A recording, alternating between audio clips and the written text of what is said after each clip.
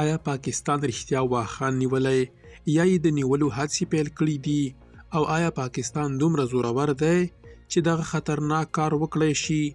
آیا له چین څخه یې دغه پوښتنه کړې پاکستان څنګه کولی شي چې له چین څخه یو ګاونډی کم کړي؟ درنو لیدونکو ستړي مه شئ.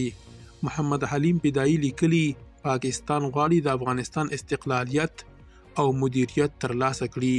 د ولسواکۍ پخوانی والي محمد حلیم پیدایي وایي پاکستان غواړي چې د افغانستان سیاسي او امنیتي استقلالیت او بشپړ مدیریت ترلاسه کړي. د همدې په پار له یوې نیمې پیړۍ راهیسې نیابتي ملیشې جوړوي. هغه وایي پاکستان ځینې وګړي د ډیورنډ په بحث بوخت کړي او ځینې یې د واخان په بحث بوخت کړي او په عملي توګه یې ټول افغانستان نیولی دی. تېره ورځ په ټولنیزو رسنیو کې اوازې خپرې شوې چې پاکستاني ځواکونو په بدخشان کې پر واخان دهلیز چې له چین سره د افغانستان سرحد دی برید کړی دی.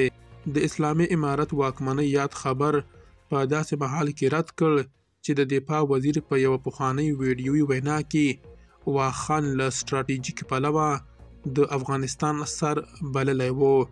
ښاغلی پیدایي همدارنګه وایي چې پاکستان ځینې وګړي د توکمونو ترمنځ په هویتي بحثونو او ځینې نور د نجونو او ښځو پر ضد فرمانونو باندې بوخت کړي دي. هغه ډیروي چې اصلي تمرکز باید په افغانستان کې پر سیاسي واک وشي او په وینا یې له دې سره ټولې مسلې حل کیږي. واخان پاکستان هیڅ کله نشي نیولی. لومړی خو چین دا اجازه نه ورکوي چې خپل یو ګاونډی له منځه یوسي او سبا ورځ که حالات بدل شي او بیا پاکستان ته اړمن شي، او بله دا چې پاکستان په کور دننه له شدیدو جنجالونو سره راګیر دی. درنو لیدونکو له ملتیا مو مننه.